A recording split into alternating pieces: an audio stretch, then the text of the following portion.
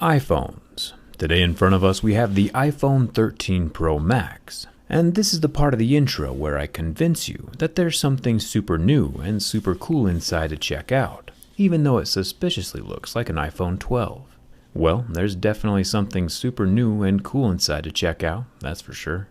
And now you're wondering if that was a joke or if it's really true. Or maybe I'm just killing time because these phones are a royal pain to take apart. Let's get started.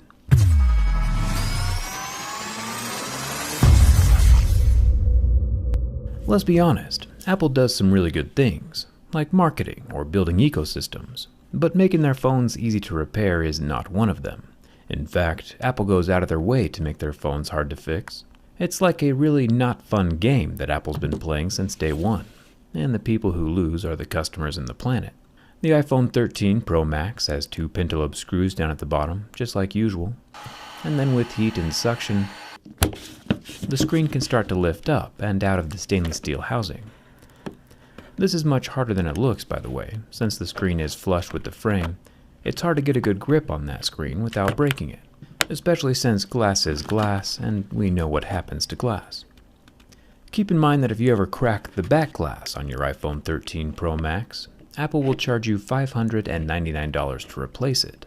Luckily, larger phone repair shops probably have a laser glass remover by now. So if you don't want to play Apple's game or don't have insurance, you can always go to one of those. Now that we have the screen off, feel free to feast your eyes on these internals. It's interesting that Apple has taken time to print the A15 Bionic text on the motherboard, paying extra to print in a place that nobody is supposed to see. Unless Apple's counting on people seeing it during my teardown. And by displaying that A15 Bionic branding, it brings awareness to Apple's proprietary chip manufacturing capability to millions of people, using my videos, which they hate, to their own advantage. Well played, Tim. Well played. I'll check the screen to make sure we didn't toast anything. Out-of-warranty screen repairs are about $329 from Apple, by the way. Like the back glass, it's priced in a way that'll coerce customers into getting a new phone instead of just fixing their old one. Basically offsetting all the eco-friendly progress Apple's made in other areas. Not my favorite. Right underneath the A15 Bionic, I fell for it, are three tri-point screws holding down the metal plate over the battery connector. I'll unplug that battery, just like a little Lego, along with the screen ribbon. The top screen ribbon is held in place by two more uncommon tri-point screws, and switching screwdriver bits another time, two more Phillips head screws. We have currently used 3 different screwdriver bits on 9 screws. See what I mean by Apple making this difficult? If you don't keep your screws organized, it's game over. With the display removed, the screen is actually pretty thin. Apple's still using the OLED display on these new phones. They're calling it Super Retina. The ribbon cable on the top contains a microphone, proximity sensor, and light sensor up inside that top notch. The cameras and earpiece are still left inside of the phone body. Speaking of which, there are 2 more screws holding down a third metal plate just south of that A15 Bionic. East of the A15 Bionic, we have a super large metal plate covering up the camera unit with its 5 screws. To keep the screws organized, I lay out the screws around the metal plates on my table, and then just try not to sneeze for the rest of the repair. I'll get a close-up shot of the insides of this iPhone 13 Pro Max. Feel free to bump up your resolution to 4K, screenshot this, crop it, and set it as the background of your phone. That way you too can advertise the A15 Bionic. I mean, to be fair, it does look pretty cool. Continuing on, there are 2 more Lego-style ribbon connectors in charge of the camera units, and this is where things have changed, ever so slightly, from last year's model.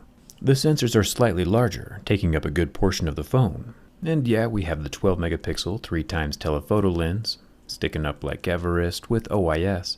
Then we have the 12 megapixel ultra-wide over here in the middle, which does not have OIS. And finally, we have the 12 megapixel main camera here on the bottom, which, Apple says, has something called sensor shift OIS. But as you can clearly see, the lens itself is not moving. Instead of moving the camera lens, like every other smartphone manufacturer does with their cameras, Apple has decided to stabilize the internal sensor. Let me show you how that works. It might sound like I'm praising Apple here for a second, because I am, but I promise I'll keep it short. Like usual, all of the cameras are locked together inside of the same housing, which makes switching between all 3 perspectives in the camera app much faster and more seamless. but it also means we need to resort to catastrophic analysis to see what's going on. Quick question though, do you remember those old school Lego Bionicles? Not sure what reminded me of those. But anyway, back to the camera. With the rear metal removed so we can see that sensor inside, it's actually shifting around in the housing. The reason this is better or more efficient is that the sensor is much lighter than the camera lens. It weighs less, so it's much easier to move around and therefore quicker. Apple's new sensor shift technology can stabilize an image 5 times faster than regular lens optical image stabilization. Last year, this tech was only available on the iPhone 12 Pro Max, but this year, Apple has applied the floating sensor tech to the main camera sensor of all 13 variants. You can see the 4 large magnets that manipulate the sensor inside of the lens. And on the sensor side, there are little copper pads at each corner that can be moved by the magnetic field. Tiny tech, but makes for a pretty cool system. Large professional cameras have been using this kind of stabilization for a while now, like on the inside of my GH5. This is the same camera I use to film my videos with. The sensor moves around inside of the housing, and as far as I know, Apple is the only smartphone manufacturer to implement this style of stabilization into a smartphone. Nice work, Apple. Thumbs up for that. I'll put the sensor back into the lens. It'll be interesting to see if this thing still works when I put the whole thing back together again. One thing I'm pretty proud of, actually, is that we've managed to incorporate that sensor-shifting camera lens hardware into my Teardown skin. And since the hardware exists in all iPhone 13 models, each one of them will have the copper accents around the main camera. I think we did a pretty good job. I'll put a link down in the description so you can grab a Teardown skin for your own phone. Let's go deeper. To remove the motherboard, I'll unsnap, snap, snap, snap, snap, snap, snap, snap, snap, snap off 10 more ribbon cables. Just like an entire box of Legos. Pop out the SIM card tray and remove 2 large standoff screws with our 4th screwdriver bit. And this is it. The entire brains of the iPhone 13 Pro Max, double stacked, soldered together motherboards. Super consolidated. For some reason, I can't remember the name of Apple's processor though. I think it was B14 Cryogenic. I'm not good with names. But wait, there's more. A 4th camera, a LiDAR camera, is also sitting inside the massive rear camera lens. Apple mostly uses this guy for low light autofocusing. Up at the top of the phone, we can remove 3 more screws, pop off a little metal thingy, and remove a 4th standoff. And then our loudspeaker is free, along with the front-facing cameras that are tucked underneath that speaker. These cameras make up the Face ID scanning stuff with a dot projector and an infrared camera. The regular 12-megapixel front-facing selfie camera does have electronic stabilization. Down at the bottom of the iPhone 13, we have 12 more screws. Once those are gone, there's a piece of tape holding down the loudspeaker to the Taptic engine, Apple's fancy word for a vibrator that provides haptic feedback. I'll make a dedicated video about vibrators at some point in the future. This little guy actually does some pretty cool things. At first glance, the iPhone 13 Pro doesn't appear to have any balls inside, that bottom loudspeaker, but if you stab it in just the right place, we can indeed see the little guys. These provide more surface area inside the speaker for the sound to reverberate off of, making the speaker sound larger than it actually is. The charging port ribbon is the last ribbon down here at the bottom of the phone, and if we count, there are another 8 screws spread out all over, even sticking sideways into the frame. It's pretty crazy in here. So much so, in fact, that all of these little bumps on the charging port ribbon say Apple uses too many screws in Chinese Braille. It's funny because you don't know if I'm joking or not, and Tim Cook's probably going to go check. Finally, the battery.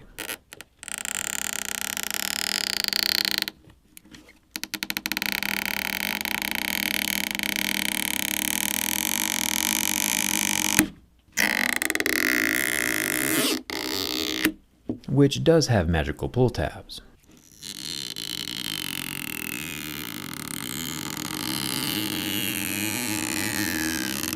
Apple has expanded the battery capacity just slightly this year.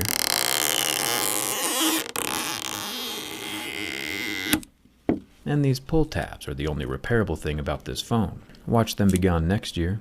With these 2 pull tabs pulled, we can lift up the battery to find 2 much smaller pull tabs up at the top, which we could have also enjoyed, but I didn't see them. This year's iPhone 13 Pro Max has 4,325 milliamp hours. Pretty solid increase over last year's 3,687. For reference, I'd still need about 6,000 of these batteries to match the capacity of the electric Hummer I'm building. Finally, the last layer of coolness inside of the iPhone 13 Pro Max is the wireless charging and magnets on the back. You can see the copper coils and outlines of the 20 magnets, and I don't want to show off, but it's all identically mirrored on my teardown skin from outside the phone.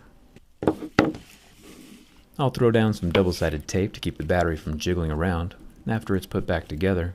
Assembling this thing is basically exactly like the nightmare you'd expect it to be.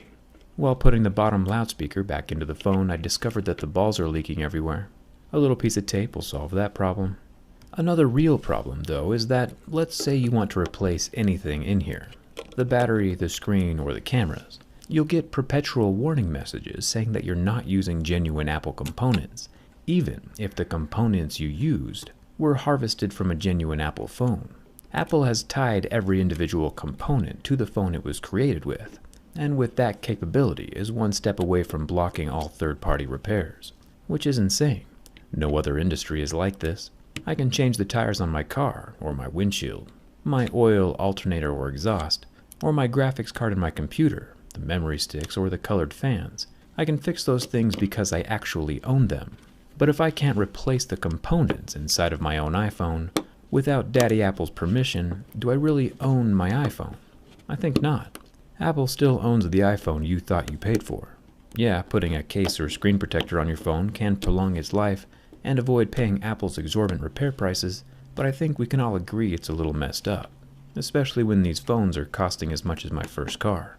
Personally, I was able to harvest parts from a broken Note 10 Plus to keep my own phone around for a few more years. And Apple is doing everything they can to prevent that same situation with their phones. Apple sells about 200 million phones a year, so repairing them is a big deal. And yeah, they'd sell a few less if they allowed repairs, but it would be much better overall for your wallet and the planet if they did. It's hard to take any of Apple's environmental recycling progress seriously when they aren't doing the reducing and reusing parts first.